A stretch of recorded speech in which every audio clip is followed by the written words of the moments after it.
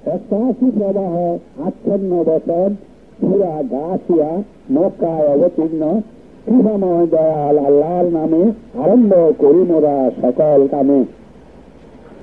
তোমায় কি আচ্ছন্ন দর্শন করিলে আগমন, সেই দিন মুখমণ্ডল হয় ভীত সন্ত্রাসন। কর্মক্লান্ত শ্রান্ত পরিশ্রমে চলে আগুনে জ্বলন্ত, ফুটন্ত প্রশ্রবণ থেকে স্নান করানো হবে উত্তপ্ত। তাহাদের তরে খাদ্য খাওয়াদন কণ্টকময় ব্যতীত নন, মোটা না হবে আর ক্ষুধায় ক্ষুণ্ণ নয় ধনবান। মোটা না হবে আর ক্ষুধায় ক্ষুণ্ণ নয় ধনবান।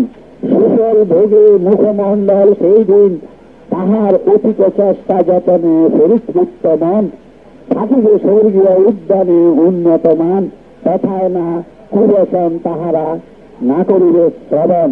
তথায় প্রবাহমান প্রশ্রবণ, তথায় খাট পালন উঁচু উন্নত মান।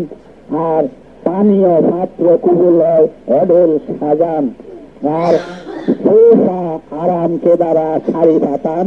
আর কারুকার্য খচিত মখমল কার্পেট ছড়ানো।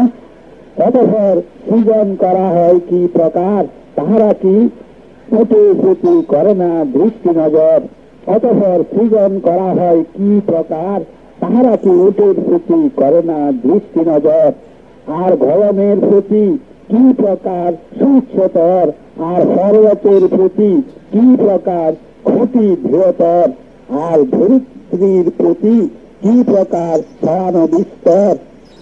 তুমি দাও উপদেশ, অতঃপর তুমি যে একমাত্র উপদেশ দেওয়ার। কিন্তু যেটা পৃথিবী আর বিরুদ্ধাচার তাদের উপর তোমার নাই কোনো অধিকার।